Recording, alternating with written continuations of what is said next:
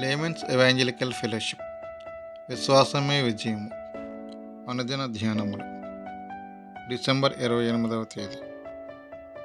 ధర్మశాస్త్రము మరియు కృప.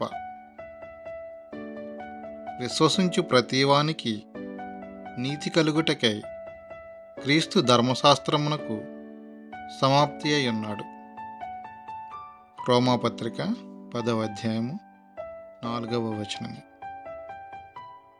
మానవుడు మానసిక సాధనతో ఒక రకమైన నీతిని పొందవచ్చు, కానీ అది మృతమైన నీతి.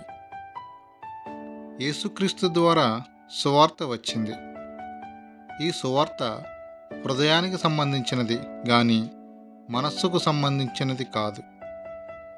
ఒకవేళ ఈ సువార్త మనస్సులోనికి మాత్రమే వెళ్ళి ఉండినట్లయితే ఒక రకమైన స్వీతృప్తి మనుష్యునికి వస్తుంది. మోషే ధర్మశాస్త్రమునకు మాత్రమే మనము లోబడితే మనము ఆశీర్వాదమును పొందము గాని అది మారుమనసును తీసుకొని రాదు. యేసు ప్రభువని నీ నోటితో ఒప్పుకొని దేవుడు మృతులలో నుండి ఆయనను లేపెనని నీ హృదయమందు విశ్వసించిన యెడల నీవు రక్షింపబడదువు. నీ హృదయం సువార్త కొరకు చేయబడినది. సువార్త నీ యొద్దకు చేరినప్పుడే హృదయం తృప్తి చెందగలదు. మన పాపముల నిమిత్తమే యేసుక్రీస్తు మరణించాడన్న సువార్తమానమును మొదట నీవు నమ్మవలెను. ఒక తల్లి క్రియలు తన బిడ్డ మరణానికి దారితీస్తే ఆమె తన జీవితకాలమంతా దుఃఖిస్తూనే ఉంటుంది. నీ పాపము వలననే యేసుక్రీస్తు మరణించాడు.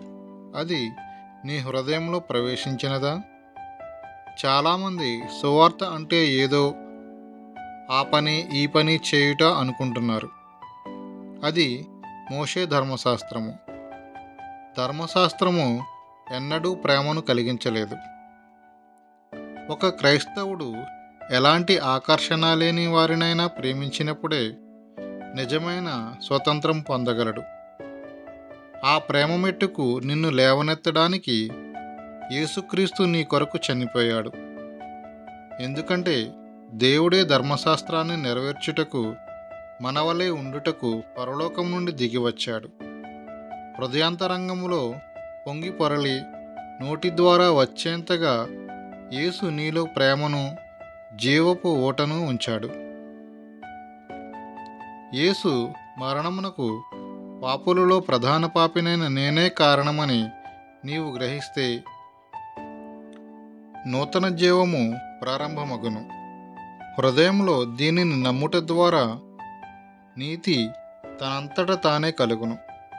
యేసు తన పునరుద్ధాన శక్తి వలన లేచినప్పుడు తిరిగి నిన్ను పైకి లేవనెత్తగలిగిన శక్తి విడుదల అయినది. హృదయం ఎంతో లోతైనది. పశ్చాత్తాపంతో దానిని లోతుగా త్రవ్వుకుంటుంటే పరిశుద్ధాత్మకు నిలయముగా మారుతుంది. పాపాలన్నీ త్రవ్వి తీసి పారవేయుట ద్వారా శరీరము నూతన ఆరోగ్యమును పొంది కోల్పోయిన భాగాలు తిరిగి పునరుద్ధరించబడతాయి. ఎన్. దానియేల్ గారు.